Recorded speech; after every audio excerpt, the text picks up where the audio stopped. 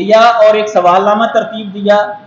اس زمانے کے سب سے بڑے عالم دین سید نذیر حسین محدث دہلوی رحمۃ اللہ علیہ سے فتویٰ لیا، اور انہوں نے فتوے کے اندر یہ واضح کیا کہ مرزا قادیانی دائرہ اسلام سے خارج ہو چکا ہے، اگر یہ توبہ کے بغیر مرا تو یہ جہنمی ہوگا، اور جو اس کے پیروکار ہے وہ بھی دائرہ اسلام سے خارج۔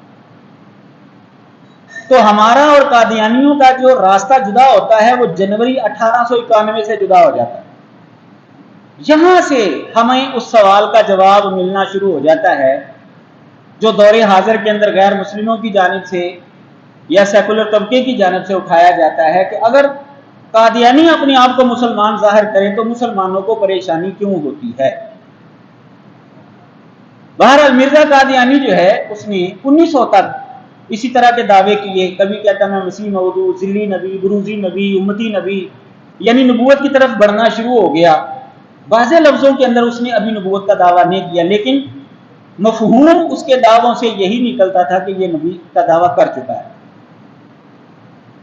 1901 کے اندر، یہ اس کی زندگی کا چوتھا دور ہے، 1901 کے اندر اس نے کھل کر جو ہے وہ نبوت اور رسالت کا دعویٰ کر دیا، اور 26 مئی 1908 کو مرزا قادیانی جو ہے یہ مر جاتا ہے۔ یہ اس کی زندگی کے 5 دور ہیں، لیکن ہمارے سوال کا جواب جو شروع ہوتا ہے وہ جنوری 1891 سے شروع ہوتا ہے۔ تو یہ ہم نے مختصر اس کی تاریخ جو ہے وہ سماعت کی۔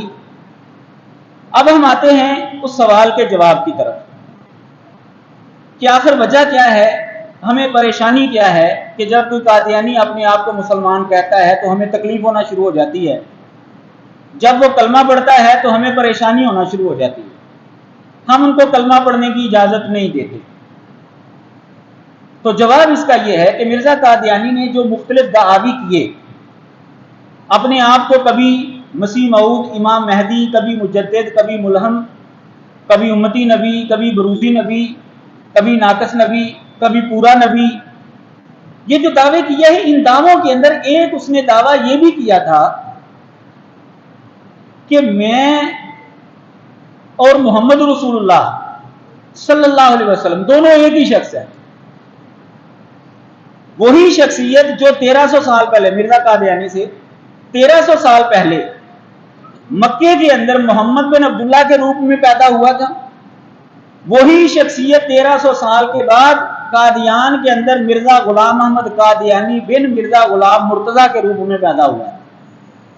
ہندوؤں کا عقیدہ آپ نے سنا ہوگا تناسخ کا، آوا گون یا سمسارا اس کو کہا جاتا ہے کہ ایک انسان مرنے کے بعد دوسرا جنم بھی لے سکتا ہے، تیسرا جنم بھی لے سکتا ہے، 7 جنموں تک کا عقیدہ ہے ان کے اندر۔ تو مرزا قادیانی نے وہی عقیدہ اسلام کے روپ کے اندر لوگوں کے سامنے پیش کیا کہ محمد صلی اللہ علیہ وسلم دوبارہ دنیا کے اندر پیدا ہوئے ہیں، اور اب جو دوبارہ پیدا ہوئے نا وہ شخصیت، وہ کون ہے؟ مرزا قادیانی۔ مرزا غلام احمد قادیانی کی کتاب ہے خطبہ الہامیہ۔ خطبہ الہامیہ کے اندر اس نے یہ دعویٰ پیش کیا، کہتا ہے سارا وجودی وجودہ ہو، میرا وجود اور محمد صلی اللہ علیہ وسلم کا وجود یہ ایک ہی وجود ہے۔ من فرق بینی و بین المصطفیٰ فما عرفنی وما رآ، جس نے میرے اور مصطفیٰ کے درمیان فرق کیا، نہ اس نے مجھے دیکھا نہ اس نے مجھے پہچانا۔ تو مرزا قادیانی کا دعویٰ یہ ہے کہ میں اور محمد رسول اللہ دونوں ایک ہی شخص ہے۔ جب دونوں ایک ہی شخص ہوئے تو نبی علیہ الصلوۃ والسلام کی فضیلتیں، نبی علیہ الصلوۃ والسلام کی جو شانیں ہیں، مرزا قادیانی نے کہا کہ وہ فضیلتیں، وہ شانیں میرے اندر بھی ہیں۔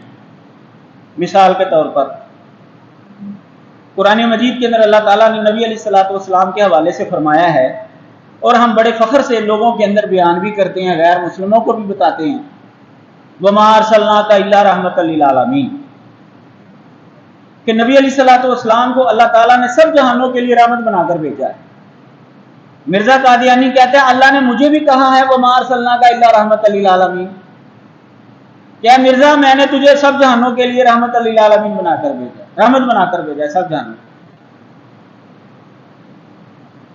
ہم بڑے فخر سے بتاتے بھی ہیں اور دعا بھی کرتے ہیں کہ یا اللہ ہمیں نبی علیہ الصلوۃ والسلام کے ہاتھ سے قیامت والے دن جام کوثر نصیب فرما. کیوں جی دعا کرتے ہیں کہ نہیں کرتے؟ کیوں؟ اللہ تعالیٰ نے قرآن کے اندر فرمایا انا اعطیناک الکوثر.